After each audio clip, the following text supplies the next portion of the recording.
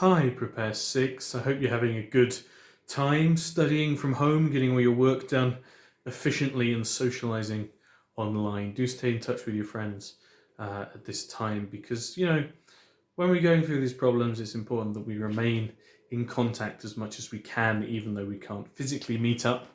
We can still talk to each other, chat with each other, and maintain our friendships. And I hope that if there's anything you have any questions about, you can get in touch with me over Instagram or Messenger or email. If you have any questions about any of the work we're doing, you can just drop me a line and I'll try my best to help. Talking about problems, we're going to talk about a big global problem today. So I want you to start by thinking about what might be the 5 biggest problems that people are concerned about. Okay, I'll pause the video, give you a minute, try and think of 5 problems that you think people are most concerned about in the world today.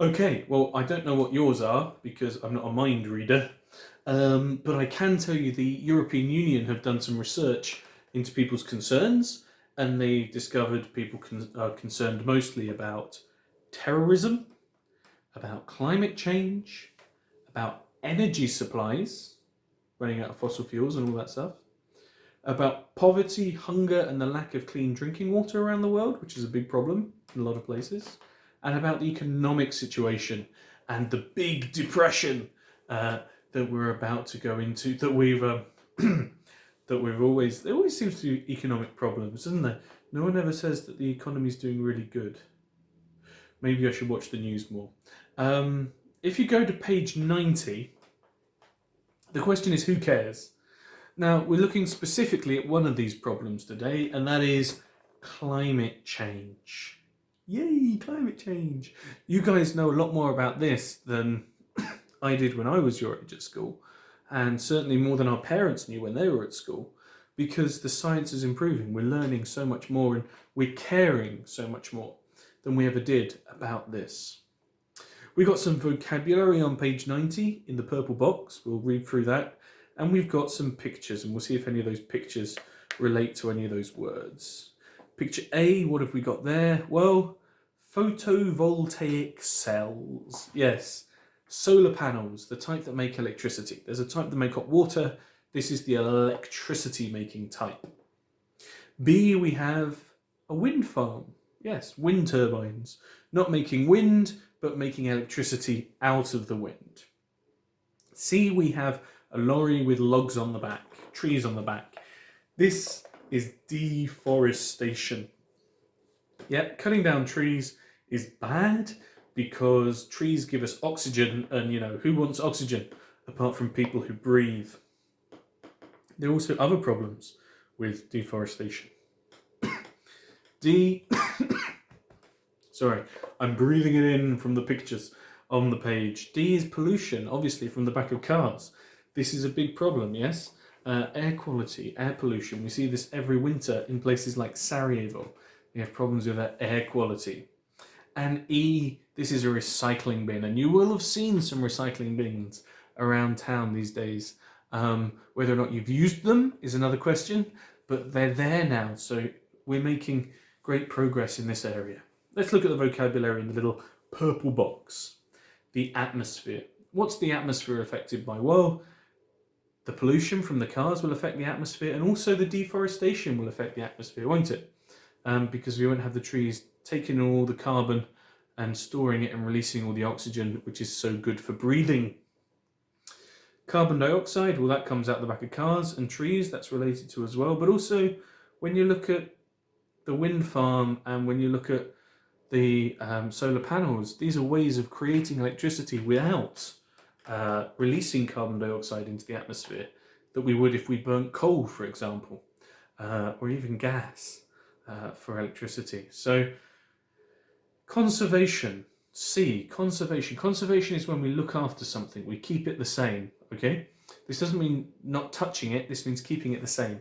So for a forest, that might mean actively planting new trees, not just not chopping down old ones. Conservation is not just a case of looking after trees, though. It's also a case of looking after the animals that live there and the wildlife and the whole atmosphere and ecosystems around them. Electricity generation, well, that's pictures A and B. Yes, this is how we're making electricity from solar, from wind, from renewables, from tidal energy, and not from fossil fuels as we've done for so long.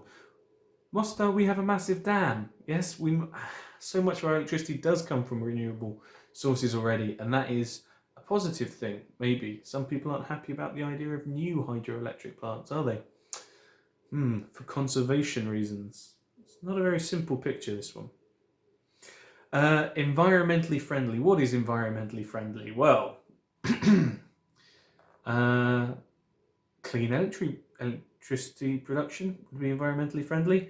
Recycling, yes, not throwing away rubbish and clogging up the environment with all that kind of junk, single-use plastics and all that. Rainforests, yeah, that's obviously picture C, and not chopping them down to create farmland, for cattle ranching, or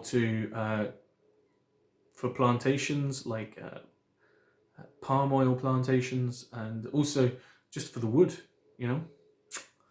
Recycling, yeah, this is something we should be doing with our rubbish, and hopefully we will end up doing with our rubbish in the near future.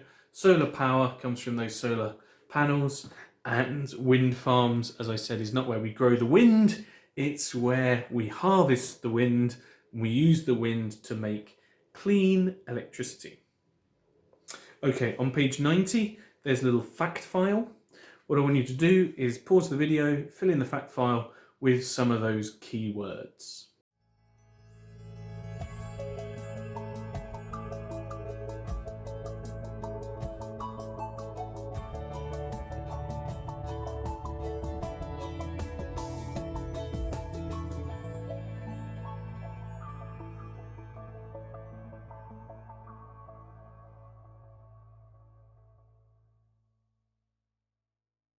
Okay, let's have a look at that fact file, shall we? Climate change, the problem. Greenhouse gases, mainly CO2, that's carbon dioxide, occur naturally in the atmosphere. But when there's too much greenhouse gases, climate change occurs. Recently, more CO2 than normal has been produced by human activity, such as the destruction of the rainforest. Yeah, trees breathe in CO2 and breathe out oxygen.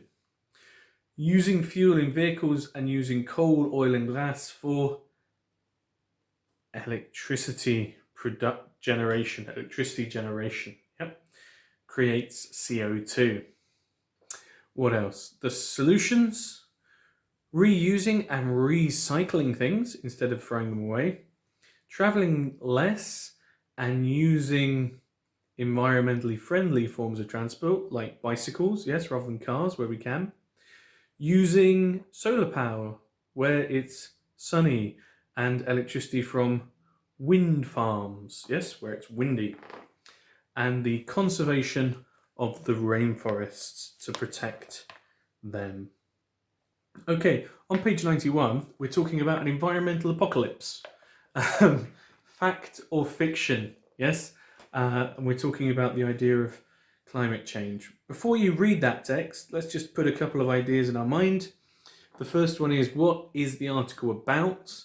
Exercise 2 there, we've got 3 options. Let's have a look through. People have enjoyed disaster movies for the past 100 years. A lot of them are about our greatest hopes and fears. Recent disaster movies all tend to deal with climate change. Maybe that's what the article's about. Movies explain a lot about the society that makes them. A lot of current disaster movies are about climate change. Unlike other disasters, climate disaster is one that mankind can prevent.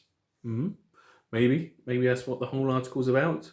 Or maybe it's this. Disaster movies used to be about spies and space travel. Nowadays they're about natural disasters such as extreme weather. Climate change is a disaster that no one can control. Okay, I want you to have those kind of 3 general ideas in your head as you read through the article, and I'll ask you some questions once you've done that. Pause the video, read through the article, and I'll have a couple of questions when we come back.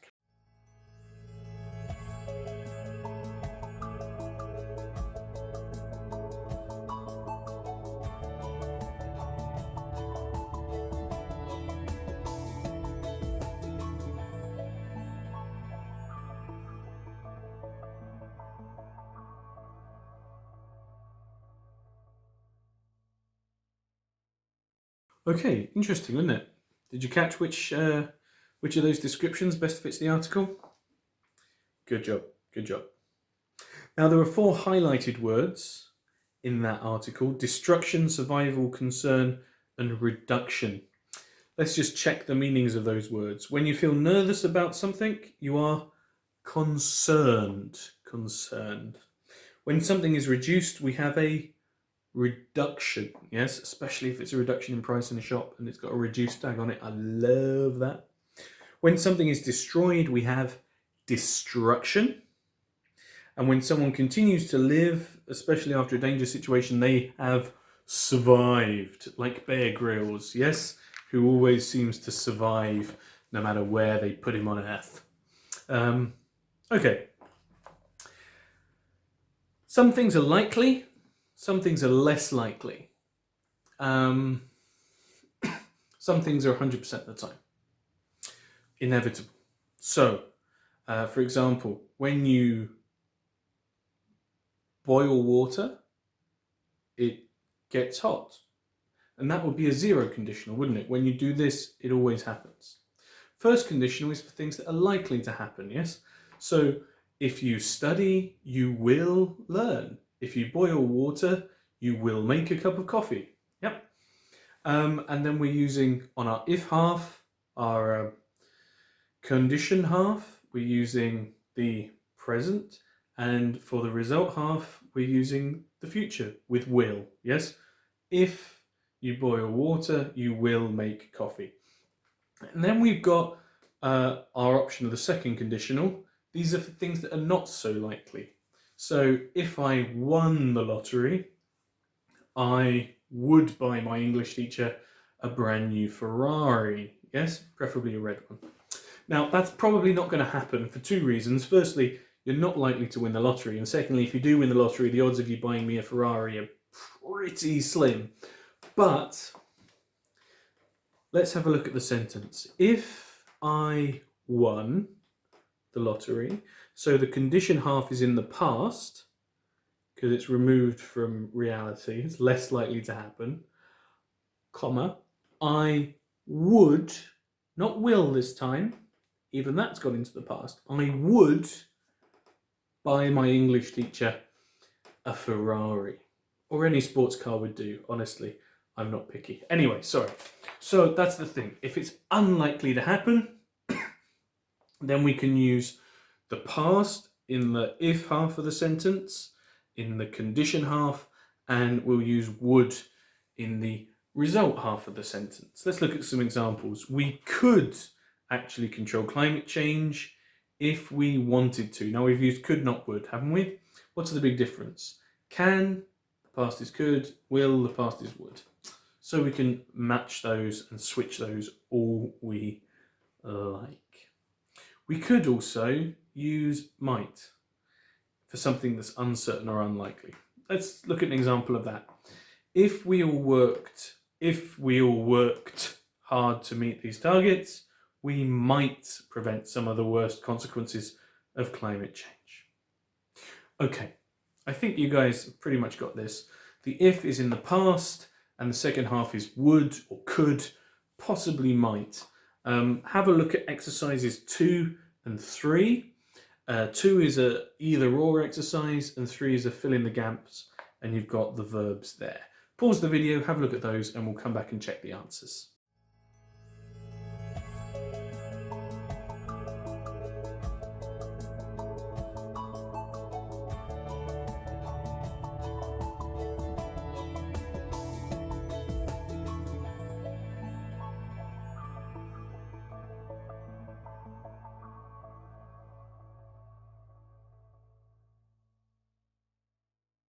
Okay, let's check. You could afford to go out if you saved some money. You could afford to go out if you saved some money. That is, if you were allowed out. If you asked your sister, she might help us. Good. I wouldn't say anything if I were you. I know there's only one you, okay? And the past of am to be is singular, is was, not were. But we always say were, not was when we're using this phrase. If I were you. It's more polite, it's nicer, it's better form, okay? She might buy some trainers if they weren't so expensive. She might buy some trainers if they weren't so expensive. What would you do if there was a flood? What would you do if there was a flood? Okay, let's check exercise 3. The planet's average temperature goes up every year. If we didn't use so much petrol and oil, climate change would not happen so quickly. Good job. Global warming would slow down if we recycled more and we didn't use so much paper, metal, and other materials. I'm really worried about it. If I were, not if I was, remember, if I were in charge of this country, I wouldn't waste time talking about climate change. I would do something about it now. If I were, not if I was, because we're talking about you, and you're an important person, yes? So you get some kind of dignity, and the dignity you get is plural in this case. Okay, I wish, and if only. If only the neighbours would stop playing music so late at night I could get a good night's sleep. Yes? I wish you would win the lottery so that I could get that Ferrari nice and quickly. So it's not going to happen, but I can hope, I can dream. Now, to express a desire, we're going to use the I wish or if only. So have a look at exercise 6 very quickly and see if we can use I wish or if only in the correct forms of the verbs in there. What are they going to be? Are they going to be the present? Are we going to use the future? Are we going to use would, will, or the past? Have a go at that. We've had a look at this before, but have a look at that now and come back in a second. Pause the video, do the work, come back in a second, and we'll check those answers.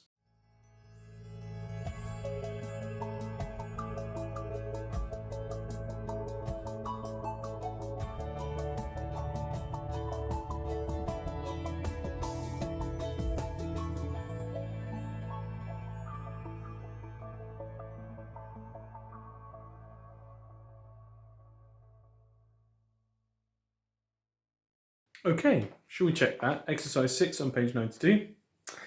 It's freezing. I wish it were warmer. Very good. I wish it were warmer. I can't concentrate. I wish you were quiet. It's sunny. If only we were hanging out somewhere. I wish it was not a school day. I wish I could. I wish I could go out tonight, but I can't get a lift. If only I could drive. Yeah, then you'd have to pay for fuel and stuff. I hate this weather. If only the rain would clear up. Okay, I hope you did okay at that. It does get a little bit trickier as we keep working through, but I'm sure you'll be fine. If you have a look in your workbook on page 66, there are 3 activities. What I would like you to do is do activities 1, 2, and 3 on page 66 of your workbook. Take a photo and send them to me over Messenger or email them to me. The information will come up in a second. Have a go at those, see how you get on, send it to me, and as soon as I can, I will get those marked and back to you. Okay? Have a good one.